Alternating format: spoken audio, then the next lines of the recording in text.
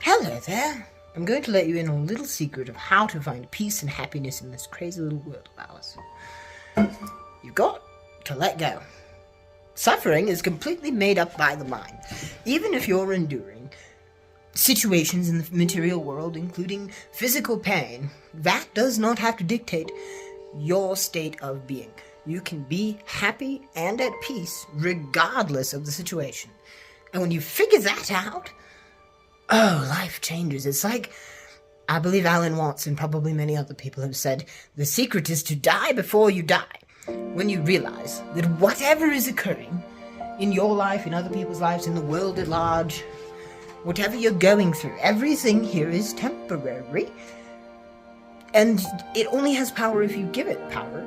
Yeah, suffering is going to happen. You have to let go and accept that. Sometimes there is going to be pain. If you wait to be happy, you wait to find peace until you have completely eliminated all potential for suffering from reality, you'll die before you find happiness or peace. You've got to be present. Just like Paul said, I have learned in whatever state I am in therewith to be content. I found my enlightenment while I was in a hospital, all cut to bits with tubes in me, out of me, going through stuff with Crohn's and infectious pneumonia, and had my spleen and part of my lung taken out, and the doctor's like, we don't know how you're alive, you're a miracle. It's a lot of physical suffering, and I wouldn't wish that on anybody. I'm not condoning suffering. I'm not saying that you should try and suffer or that you should inflict it on other people. You should very much actively try to make the world a better place and do everything in your power to provide love and prosperity and beneficial, reduce pain and suffering. But you can't get caught up on the idea of eliminating it all.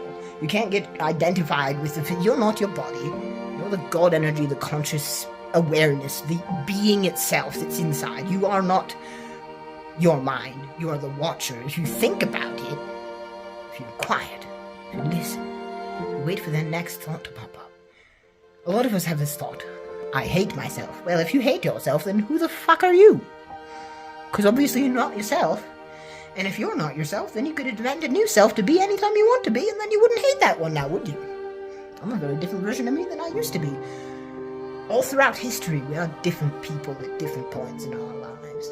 It's kind of like regenerating, as the Doctor does in Doctor Who. So, the secret to being happy and carefree and just living about life is not controlling everything.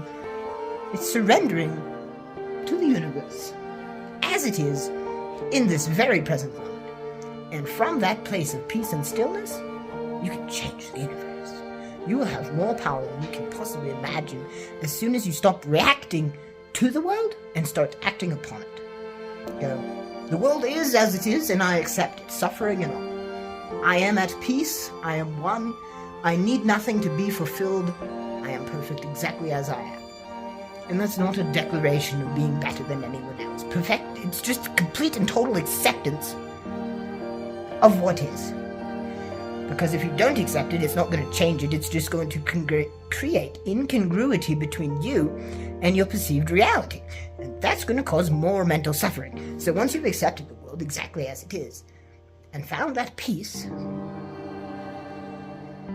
then it's all a game. When you die before you die, then, well, you're not afraid of death. You're not afraid of suffering because you've already accepted that.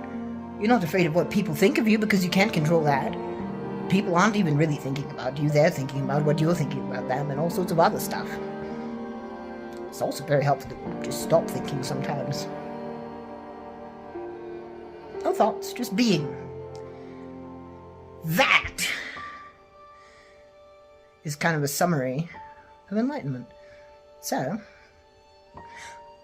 I'm sure there's more to say, there always is, but it's all been said before the same, and these are not my ideas. I didn't come up with this. I'm just one expression of a quantum fractal of the infinite potential of reality.